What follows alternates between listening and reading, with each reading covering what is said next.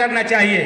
آج انسانی حقوق کی بات ہوتی ہے, آج فنڈامنٹل رائٹس کی بات ہوتی ہے, بنیادی حقوق کی بات ہوتی ہے. دنیا کے اندر انسانی حقوق کا پہلا چارٹر وہ حجۃ الوداع کا خطبہ ہے. آپ نے کہا کہ انسان کی جان کا احترام ہونا چاہیے, انسان کے مال کا احترام ہونا چاہیے, اس کی عزت اور آبرو کا احترام ہونا چاہیے. آپ نے کہا کہ تمام انسان برابر ہیں, کوئی فرق نہیں ان کے درمیان. سماجی انصاف کی بات ہوتی ہے.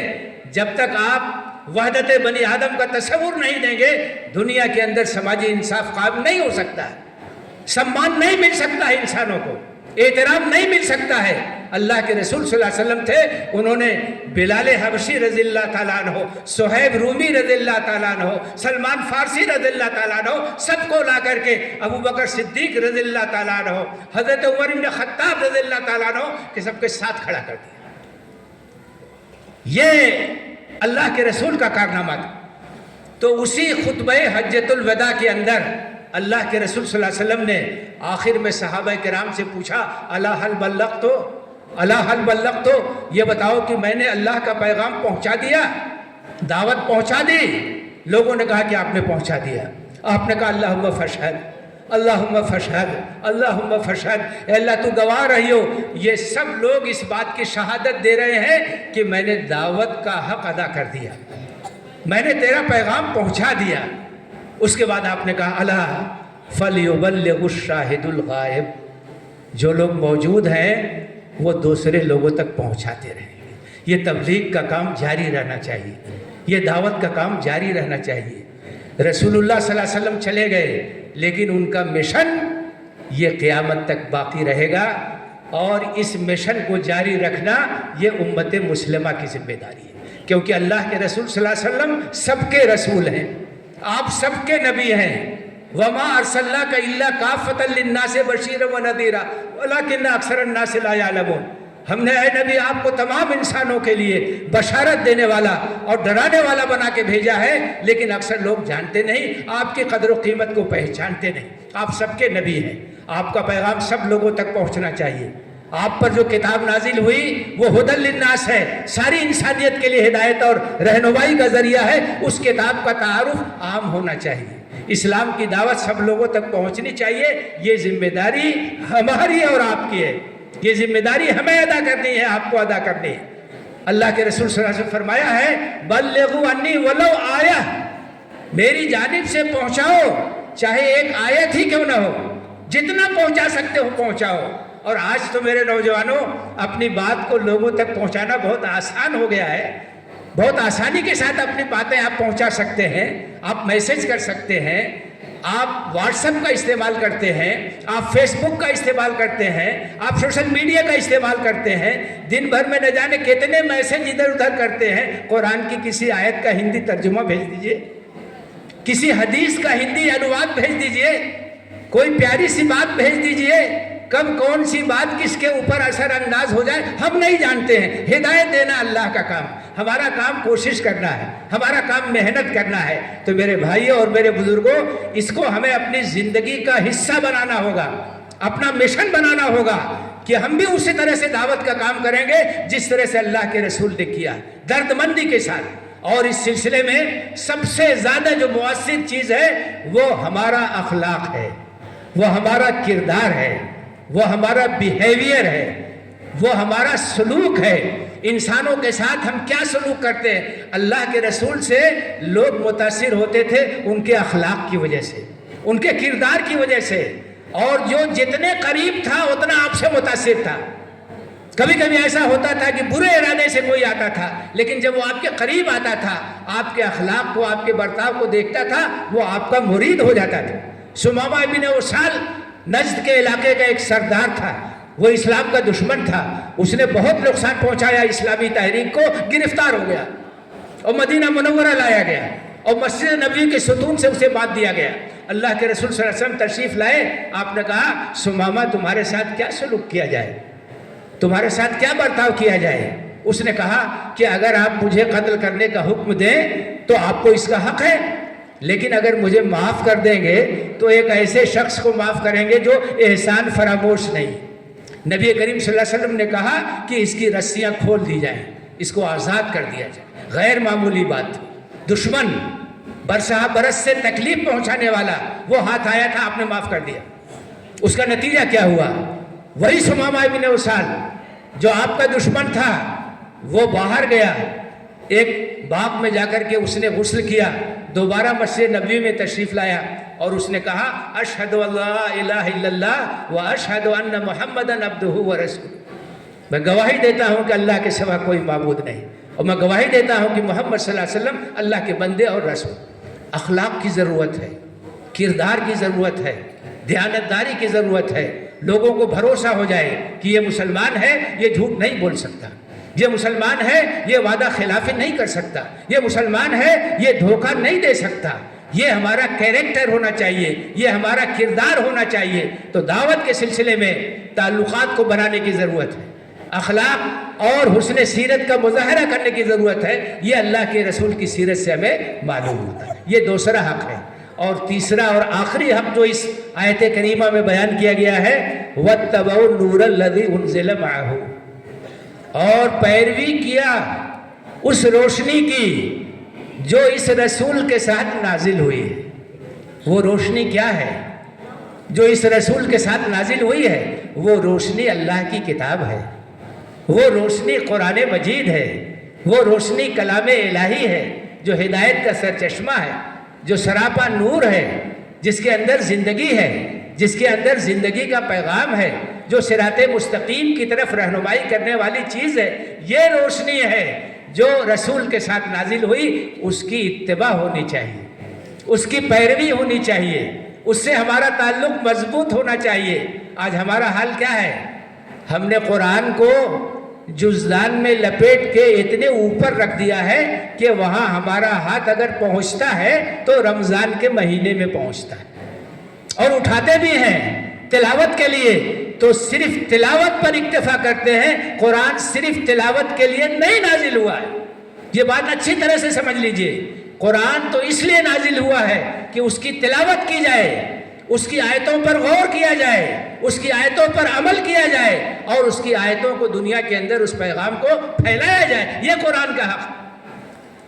قرآن تو اتباع کی چیز ہے، قرآن تو ہدایت کی چیز ہے۔ ان ھذا القرآن یہدی للتی ہے اقوم، یہ قرآن وہ راستہ دکھاتا ہے جو سیدھا راستہ ہے۔ آپ ذرا سینے پہ ہاتھ رکھ کر کے اپنا جائزہ لیجئے، قرآن اٹھانے کی نوبت کب آتی ہے؟ ہفتوں گزر جاتے ہیں، قرآن ہاتھ میں لینے کی نوبت نہیں آتی، قرآن کی تلاوت کی توفیق نہیں ہوتی، قرآن کی آیتوں پر غور کرنے کی توفیق نہیں ملتی۔ یہ قرآن سے محبت ہے، یہ اللہ سے محبت ہے، یہ اللہ کے رسول سے محبت ہے۔ ایک دن کا اگر اخبار نہ ملے تو ہم بے چین ہو جاتے ہیں۔ ہماری حالت یہ ہونی چاہیے کہ کسی دن اگر تلاوت نہ کر سکیں تو ہمیں بے چین ہونا چاہیے۔ ہماری زندگی کا معمول ہونا چاہیے آدھا گھنٹہ 1 گھنٹہ روزانہ قرآن کو ہم دیں گے۔ اور یاد رکھیے، اس بات کی اہمیت نہیں ہے کہ آپ کتنا قرآن پڑھتے ہیں، اہمیت اس بات کی ہے کہ آپ کیسے قرآن پڑھتے ہیں۔ کوانٹیٹی کی اہمیت نہیں ہے، کوالٹی کی اہمیت ہے۔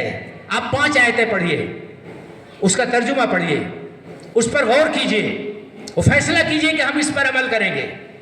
روزانہ اگر 5 آیتیں اس طرح سے پڑھیں گے تو 1 مہینے میں 150 آیتوں پر عمل ہوگا۔ اور جو آدمی 1 مہینے میں 150 آیات قرآنی پر عمل کرے گا، اس کی زندگی کے اندر تبدیلی آئے گی کہ نہیں آئے گی؟ انقلاب آئے گا کہ نہیں آئے گا؟ صحابہ کی جو نسل تھی، جماعت تھی، اسے قرآن نے تیار کیا۔ قرآن کے ذریعے سے وہ نسل تیار ہوئی، وہ جماعت تیار ہوئی۔ اور صحابہ قرآن کیسے پڑھتے تھے؟ انہوں نے خود بیان کیا ہے کہ ہم نبی صلی اللہ علیہ وسلم سے 10 آیتیں سیکھتے تھے، اس پر غور کرتے تھے، اس پر عمل کرتے تھے، اس کے بعد پھر 10 آیتیں سیکھتے تھے۔ فَتَعَلَّمْنَا الْعِلْمَ وَالْعَمَلَ جَمِيعًا، ہم نے علم اور عمل کو ایک ساتھ سیکھا۔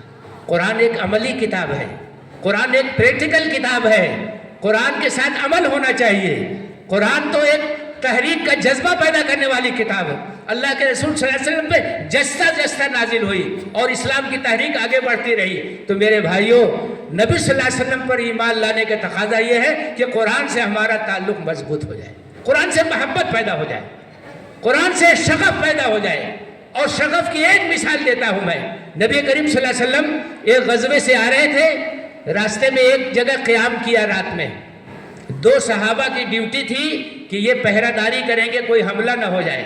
تو وہ لوگ ایک ٹیلے پر جو بلند جگہ تھی وہاں جا کر کے بیٹھ گئے کہ یہاں سے سب کچھ نظر آتا ہے.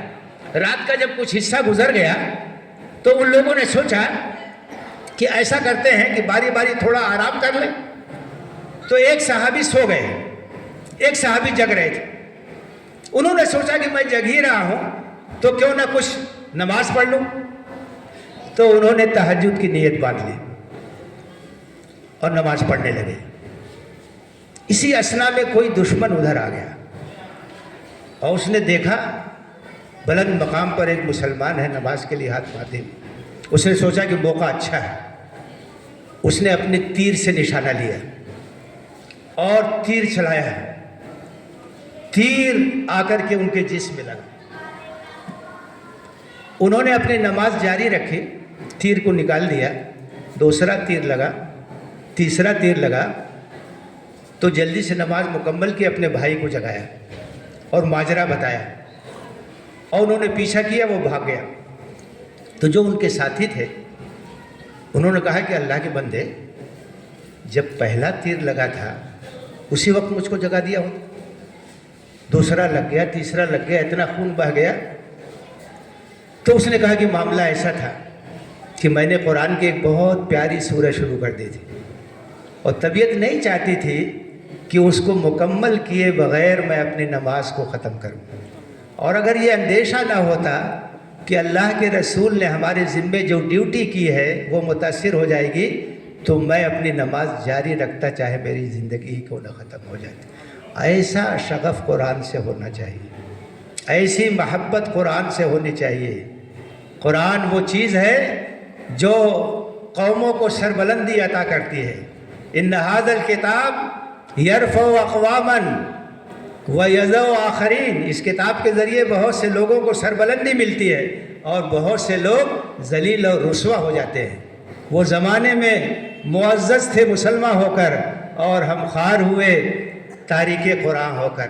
تو قرآن سے اپنے تعلق کو مضبوط کرنے کی ضرورت ہے. یہ 3 حقوق بیان کیے گئے اس آیت میں. پہلا حق یہ ہے کہ نبی صلی اللہ علیہ وسلم سے محبت اور عقیدت ہو، ہم ان کی اتباع کریں، ان کی پیروی کریں. دوسرا حق یہ ہے کہ ان کے مشن کو جاری رکھیں، دعوت کا کام کریں. اور تیسرا یہ ہے کہ جو کتاب ان کے اوپر نازل ہوئی ہے وہ ہماری کتاب زندگی بن جائے اور ہم اپنی زندگی کی باغ ڈور اس کے ہاتھ میں دے دیں. پھر آپ دیکھیے کس طرح سے حالات بدلیں گے. اللہ تعالیٰ فرماتا اولئک هم المفلحون، وہی لوگ کامیاب ہیں.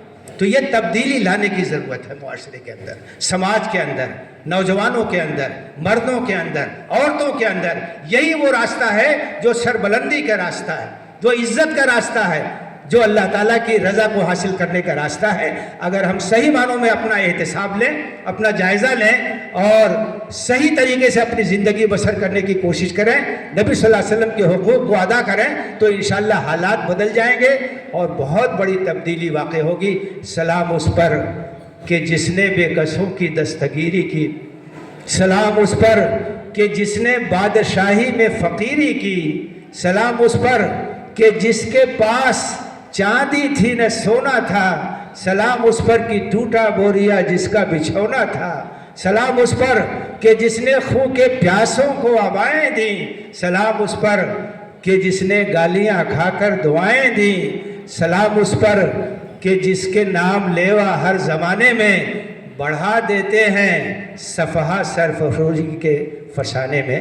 اللہ تعالیٰ ہمیں اپنی ذمہ داریوں کو سمجھنے کی توفیق دے، ادا کرنے کی توفیق دے، اپنا بے-لاگ جائزہ لینے کی توفیق دے. آمین. وآخر دعوانا ان الحمدللہ رب العالمین.